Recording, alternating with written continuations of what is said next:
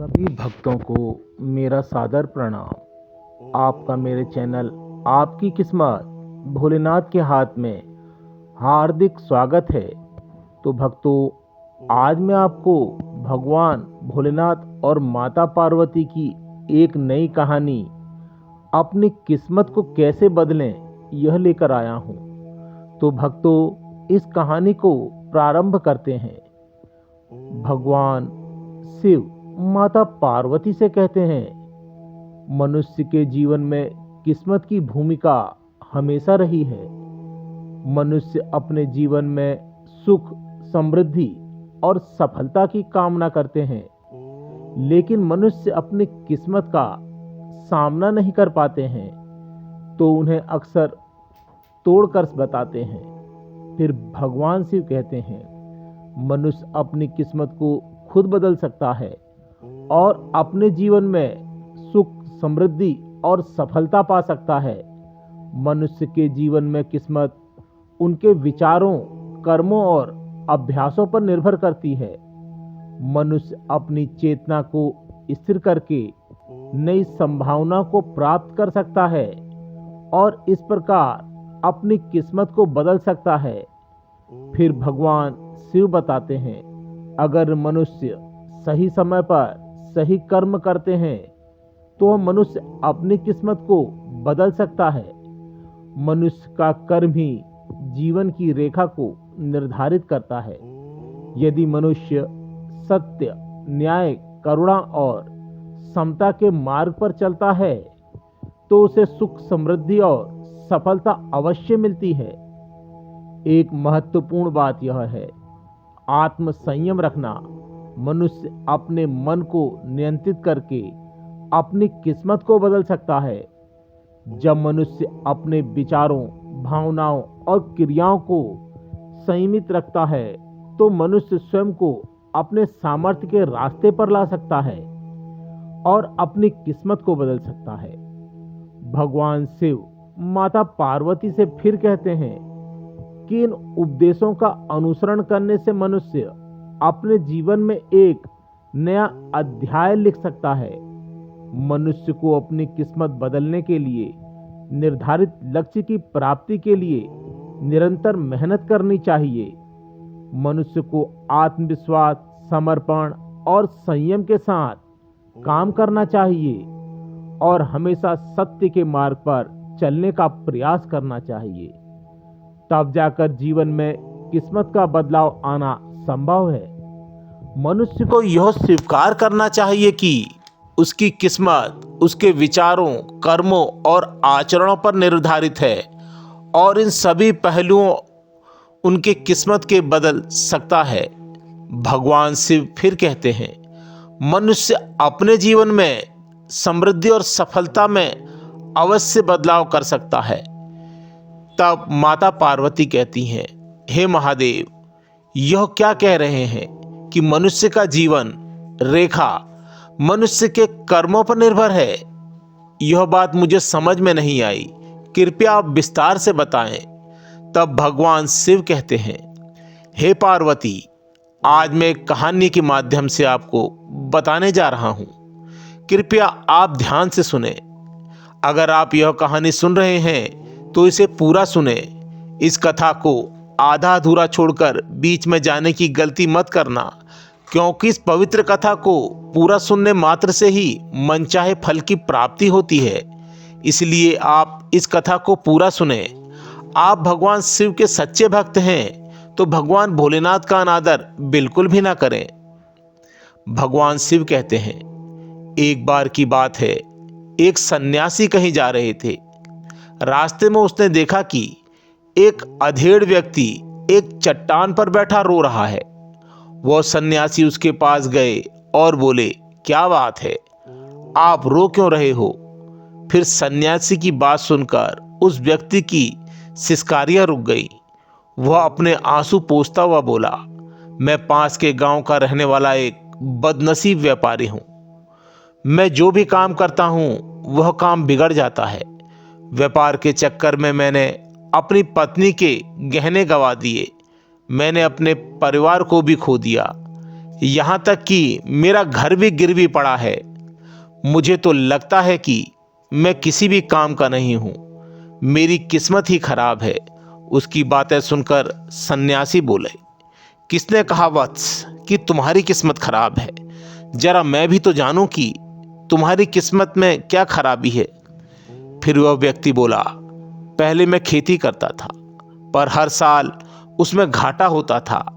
कभी सूखा पड़ जाता तो कभी ज्यादा बारिश के कारण मेरी फसल खराब हो जाती थी। इससे परेशान होकर मैंने व्यापार करने का निश्चय किया। मैंने पत्नी के गहने बेचकर अपना व्यापार शुरू किया, लेकिन मेरा व्यापार नहीं चला। शुरू शुरू में परिवार वालों ने मेरा साथ दिया, लेकिन जैसे जैसे मुझे नुकसान होने लगा, मेरे परिवार वाले भी मुझसे दूर हो गए। मैं यह सब उनके लिए ही कर रहा था। मेरे परिवार वाले भी मुझसे दूर हो गए। मैं यह भी सब उनके लिए ही कर रहा हूं और कर रहा था, लेकिन अब वह लोग मुझको देखकर नजरें फेर लेते हैं और मुझे ही मेरे परिवार की दुर्दशा का जिम्मेदार ठहराते हैं। उस व्यक्ति ने एक लंबी सी सांस ली, फिर बोला, मेरा एक मित्र है, उसने भी मेरे साथ अपना व्यापार शुरू किया था। उसका व्यापार अच्छा चल रहा है।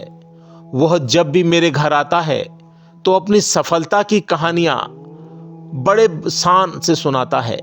उसकी बातें सुनकर मेरे घर वाले भी कहते हैं, उसे देख और उससे कुछ सीख। हमें तो लगता है कि तेरे बस का कुछ भी नहीं। उन लोगों की बातें सुन सुनकर अब तो मुझे भी लगने लगा है कि शायद मेरे बस का कुछ भी नहीं है। अब तो मुझे अपना जीवन ही व्यर्थ लगने लगा है। मेरे मन में ख्याल आता है कि अपना जीवन समाप्त कर लूं। मैं यहाँ आया भी इसी इरादे से था, लेकिन हिम्मत नहीं कर पाया, इसलिए एकांत में बैठा विलाप कर रहा हूं। फिर सन्यासी बोले, अच्छा तो यह बात है, वैसे तुम इसके अलावा कुछ और भी कहना चाहते हो? उसकी बात सुनकर वह व्यक्ति बोला, एक और मेरा हर काम खराब हो जाता है और दूसरी ओर मेरा मित्र है जो हरदम मुझे नीचा दिखाने की सोचता रहता है। मेरी समझ में नहीं आता है कि मैं क्या करूं। फिर सन्यासी बोले, क्या तुम अपने मित्र की बातें सुनकर दुखी हो जाते हो? हाँ स्वामी, मैं उसकी बातें सुनकर स्वयं दुखी हो जाता हूं, उस व्यक्ति ने जवाब दिया। फिर सन्यासी ने पूछा, तुम्हें किस बात का दुख होता है, अपने असफल होने का या मित्र के सफल होने का? उसका सवाल सुनकर वह व्यक्ति एक पल के लिए सोच में पड़ गया। फिर वह बोला, अगर सच कहूं तो मुझे अपने असफलता होने का उतना दुख नहीं होता जितना कि मित्र के सफल होने का होता है। अर्थात यदि तुम्हारा मित्र असफल हो जाए तो तुम्हें खुशी होगी? सन्यासी ने प्रश्न किया। वह व्यक्ति बोला, हाँ प्रभु, मुझे बहुत ही खुशी होगी। इसका मतलब तो यह हुआ कि तुम्हारी खुशी तुम्हारे मित्र पर निर्भर है। फिर सन्यासी बोले, अगर वह चाहे तो तुम्हें खुश कर सकता है और अगर वह चाहे तो तुम्हें दुखी कर सकता है। तुम स्वयं से ना हो खुश हो सकते हो और ना ही स्वयं से दुखी हो सकते हो। अर्थात तुम अपने मित्र के गुलाम हो गए हो, इसलिए तुम्हारा कुछ नहीं हो सकता। ऐसा न कहे महात्मा। उस व्यक्ति ने हाथ जोड़ लिए। आपकी बातें सुनकर मुझे कुछ आशा बंध रही है। फिर सन्यासी बोले, जब हम किसी से आशा बांध लेते हैं तो उस पर निर्भर हो जाते हैं। ऐसे में हमारा खुश और दुख उस पर निर्भर करने लगता है। इससे बेहतर है कि तुम अपने आप से आशा बांध लो। जब तुम ऐसा करोगे, साथ ही पूरे जतन से काम करोगे, तो तुम्हें सफलता अवश्य मिलेगी। कहते हुए सन्यासी ने एक पल के लिए उस व्यक्ति को देखा, फिर अपनी बात आगे बढ़ाई। तुम्हें लगता है कि तुम्हारा मित्र तुमसे दुखी करने आया है? अगर विचार करो तो वह बातें तो सच्ची ही कहता है। वो अपने संघर्ष और अनुभव की बात करता है। तुम उन बातों से बहुत कुछ सीख सकते हो। तुम्हें उसके लिए उसका धन्यवाद करना चाहिए कि तुम्हें घर बैठे कुछ अनुभव मिल रहे हैं। तुम उन अनुभवों का लाभ उठाओ, नई शुरुआत करो, कर्म करते जाओ, हार मत मानो। एक दिन तुम्हें सफलता अवश्य मिलेगी। आज तुम जिसे अपना बुरा वक्त या बुरी किस्मत कह रहे हो, एक दिन वह बदल जाएगा। इसी के साथ तुम्हारे विचार भी बदल जाएंगे। और देखना, जब तुम्हारा अच्छा वक्त शुरू होगा तब तुम्हारा मित्र भी तुम्हें अपनी सफलताओं की कहानियां नहीं सुनाएगा। तब वह अपनी असफलताओं की बातें बताएगा, ताकि तुम उसकी बातें सुनकर भ्रमित हो जाओ, तुम्हारा आत्मविश्वास हिल जाए और तुम गलत निर्णय ले लो। लेकिन उस समय भी तुम्हें अपनी बुद्धि का प्रयोग करना होगा। तुम्हारा मित्र जैसे तुम्हें आप दुखी करने आता है, उसी तरह उस समय भी वो तुम्हें दुखी करने आएगा। क्योंकि जिस तरह तुम्हें दुखी देखकर उसे मजा आता है, उसी तरह तुम्हें दुखी देखने में उतना ही मजा आता है। वह व्यक्ति बोला, आपने सही कहा, लेकिन मेरा सबसे बड़ा दुख यह है कि मेरे परिवार के लोग भी इसमें शामिल हैं। वास्तव में तो अपने परिवार के लिए ही अच्छा करना चाहता था, लेकिन वह लोग भी मेरी बात नहीं समझते हैं। वह भी मुझे गलत कहते हैं और अब तो वह मेरे साथ भी नहीं है। फिर सन्यासी बोले, मैं सब समझ गया हूँ। तुम सांत्वना चाहते हो। वास्तव में इस दुनिया में सभी लोग सांत्वना चाहते हैं। हम चाहते हैं कि हम जब भी कुछ करें तो लोग हमारी प्रशंसा करें, लेकिन आमतौर पर ऐसा नहीं होता है। इसलिए हम दुखी हो जाते हैं। हमें लगता है कि हम हमारे मित्र परिवार वाले सब मतलबी हैं। लेकिन तुम अगर किसी को अपना परिवार मानते हो और उसके लिए कुछ करना भी चाहते हो, तो तुम्हें ऐसा क्यों लगता है कि तुम दूसरों के लिए कुछ कर रहे हो? वास्तव में तुम अपनी खुशी के लिए कर रहे हो। इसलिए परिवार के लिए कुछ करना वास्तव में अपने लिए ही करना होता है। लेकिन अगर ऐसा करते समय तुम्हें कुछ लगता है कि तुम दूसरों के लिए कर रहे हो, तुम दुखी रहोगे। और अगर तुम्हें लगता है कि तुम अपने लिए कर रहे हो, तो तुम हमेशा खुशी रहोगे। क्योंकि जब तुम अपने लिए कुछ अच्छा करते हो या करना चाहते हो, तब तुम्हें सांत्वना की जरूरत नहीं पड़ेगी। फिर सन्यासी की बातें सुनकर उस व्यक्ति के चेहरे के भाव बदल गए। वह बोला, आप सही कह रहे हैं महात्मा, मैं अब समझ गया हूँ। अब तक मेरी किस्मत खराब इसलिए थी क्योंकि वो दूसरों के हाथ में थी। अब मैं अपनी किस्मत को अपने हाथ में रखूंगा। मैं फिर से प्रयत्न करूंगा, पूरे मन से काम करूंगा और जब तक सफलता नहीं मिल जाती चैन से नहीं बैठूंगा। उस व्यक्ति की बातें सुनकर सन्यासी मुस्कुराए और उसे एक छोटी सी डिबिया देते हुए बोले, इस डिबिया को हमेशा अपने पास रखना। इसमें एक ऐसा राज है जो तुम्हें बड़े से बड़े दुख से भी बाहर निकाल देगा। लेकिन इसे तभी खोलना जब तुम्हारे जीवन में कोई रास्ता ना दिखाई दे और तुम्हें लगे कि सब व्यर्थ है, यह दुनिया व्यर्थ है और सब यहाँ रहना भी व्यर्थ है।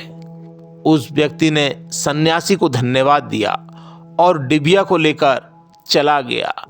उसने नई उत्साह के साथ फिर से अपना व्यापार आरंभ किया।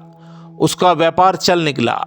अपनी मेहनत और लगन के बल पर एक बड़ा व्यापारी बन गया। परिवार वाले भी उसके साथ आ गए और उसका जीवन हंसी खुशी चलने लगा। अब वह भूतकाल का रोना छोड़ चुका था और भविष्यकाल की भी चिंता नहीं करता था। बस अपने वर्तमान को संभालने में लगा रहता था और जो कुछ भी वह करता था वह अपने लिए करता था, अपनों के लिए करता था। इसलिए वह प्रसन्न था। उसके जीवन में अब कोई दुख नहीं था। लेकिन वक्त हमेशा एक जैसा नहीं रहता, वह बदलता रहता है। फिर उसके जीवन में भी बदलाव आया। एक दिन उस राज्य पर पड़ोसी राजा ने चढ़ाई कर दी।